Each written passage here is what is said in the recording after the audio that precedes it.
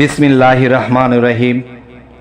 হে সমস্ত জগতবাসী, হে মুসল্লিগণ, পারহেজগারগণ, আল্লাহর ইবাদতকারীগণ, আজকে আপনাদের সামনে এমনই একটি আলোচনা নিয়ে হাজির হয়েছি যে এই পৃথিবীতে শিশু থেকে শুরু করে বৃদ্ধ পর্যন্ত অনেক মানুষ আছে যে আল্লাহ নামের কোনো কিছু মনে রাখতে পারে না।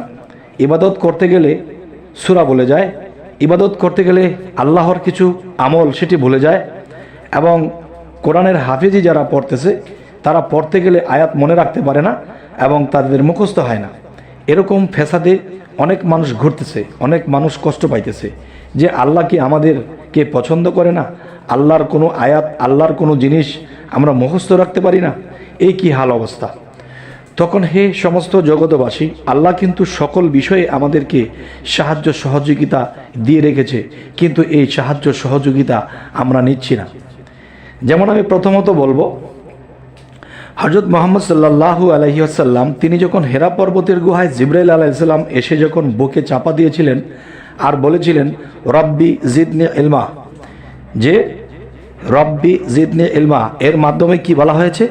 আমাকে জ্ঞান দান করুন, হে প্রভু আমায় জ্ঞান দান করুন, আপনার অফরন্ত ভাণ্ডার হতে আমাকে জ্ঞান দান করুন, রব্বি জিদনি ইলমা। তাহলে আজকের যে আলোচনাটি আপনাদের সাথে করব সেটি কিন্তু যে জ্ঞান দেওয়ার বিষয় নয়, সেটি হলো যে মনে রাখার বিষয়, যে মুখস্থ রাখার বিষয়। যে মুখস্থ কেন হয় না, মুখস্থ কেন রাখা যায় না? এই মুখস্থ যাদের রাখতে কষ্ট হয়ে যায় তারা যদি কোনো পরীক্ষা দিতে যায়, পরীক্ষার হলে গিয়ে ভুলে যায়, এই এক। আরেক হলো আল্লাহর কোরআন থেকে যদি কোনো কিছু মুখস্থ করতে চায় সেটাও ভুলে যায়।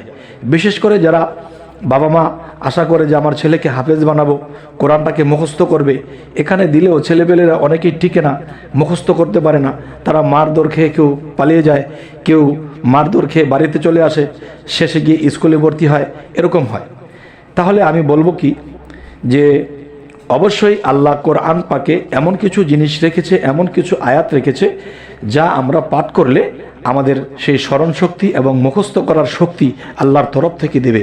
সুবহান আল্লাহ, আলহামদুলিল্লাহ, আল্লাহ আমাদেরকে অবশ্যই ব্যবস্থা রেখেছেন। দেখি আপনাদের সামনে কি বলে আপনাদেরকে আল্লাহর কোরআন সম্পর্কে কিছু বলতে পারি।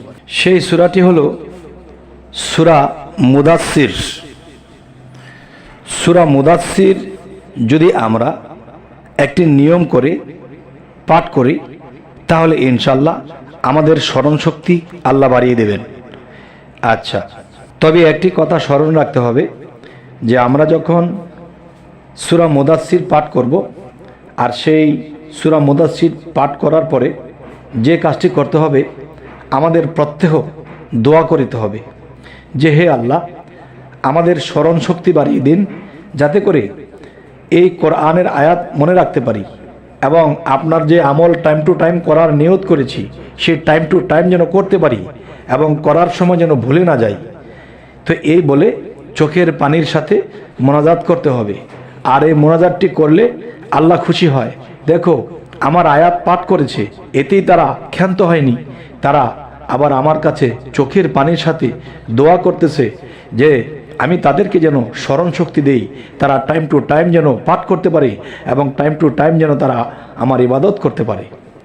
তবে হে সমস্ত জগতবাসী, এই পৃথিবীতে অনেকের ছেলে মেয়ের উপরে একটু ভরসা করে যে আমরা জীবনে ওরকম শিক্ষা দীক্ষা নিতে পারিনি, আমরা আল্লাহর পথে অতটা আগাইতে পারিনি। আজকে আমাদের ছেলেমেয়েরা যদি আগাইতে পারে, আমাদের ছেলেমেয়েরা যদি শিক্ষা অর্জন করতে পারে, স্মরণ শক্তির মধ্যে ধরে রাখতে পারে, তখন তাদের উছিলাতে আমরাও অগ্রসর হব ইনশাআল্লাহ। তাহলে এমন চিন্তাভাবনা যদি কোনো বাবা মার থাকে, আর তারা যদি ছেলে মেয়েদেরকে এগুলো পাঠ করতে বলে এবং তাদের স্মরণ শক্তি বাড়বে, এবং বাবা মা নিজেও যদি এই সূরা মুদাসসির পাঠ করে এবং মোনাজাত করে চোখের পানির সাথে, হৃদয়ের সাথে, ভাবের সাথে, প্রেমের সাথে, অবশ্যই আল্লাহ আপনাকে স্মরণ শক্তি বাড়িয়ে দেবে। তবে হে সমস্ত জগতবাসী, আমাদের চ্যানেলে যদি আপনারা নতুন হয়ে থাকেন তো অবশ্যই সাবস্ক্রাইব করে নেবেন, যাতে করে পরবর্তীতে ভালো ভিডিও ছাড়া মাত্রই আপনাদের কাছে পৌঁছে যায়। তো সকলেই ভালো থাকবেন। আল্লাহ হাফিজ।